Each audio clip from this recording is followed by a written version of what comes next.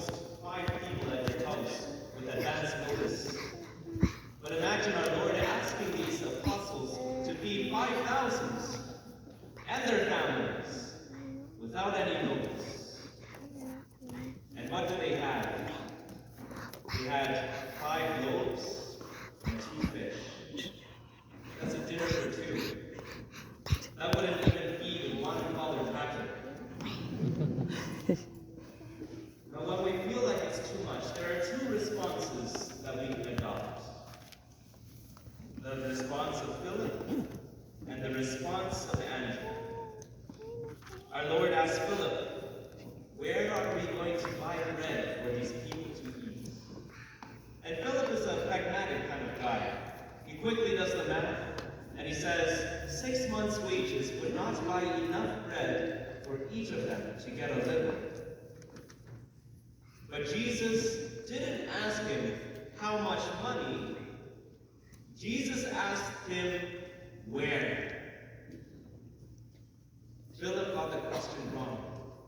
He's trying to solve it all by himself. Andrew, on the other hand, gets the question right. Jesus asks, where?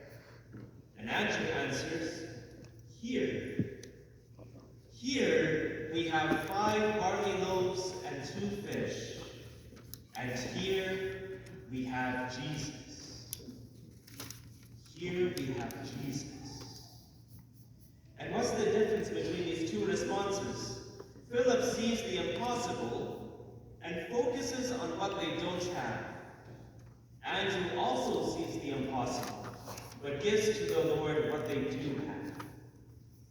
Brothers and sisters, in our lives, we often act like St. Philip. If only I was more patient. If only I had more time. If only I was like so-and-so.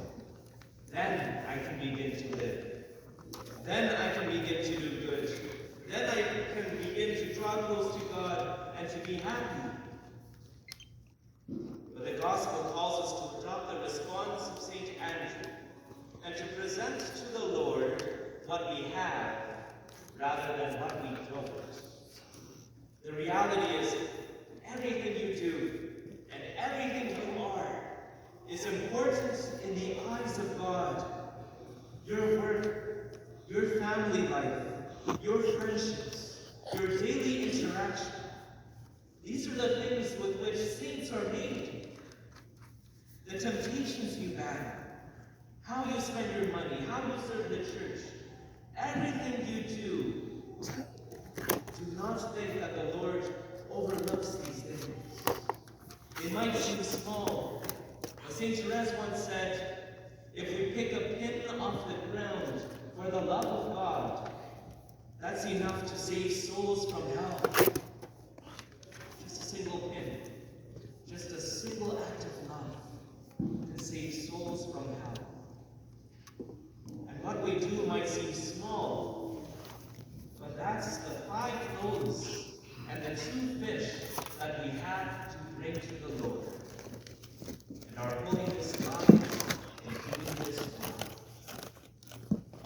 I think many of us are discouraged at where we're at. We want to be saints. We want to be good people. We want to stop sinning. But we fall short.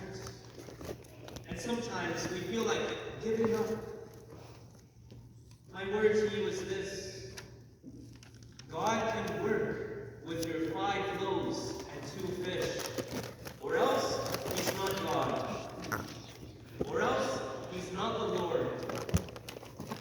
If you can only resist temptation for a day, then resist temptation for a day. If you get angry easily and your patience has a limit, then hold out to that limit. If you have only a few dollars to give to Project Advance, a few dollars to give to the church, then give to the church. Give to Project Advance. If you only have 1 minute for prayer, then spend that 1 minute in prayer. Put in the little you've got. God does not ask for more. God can work with your 5 loaves and 2 fish, or else he's not God.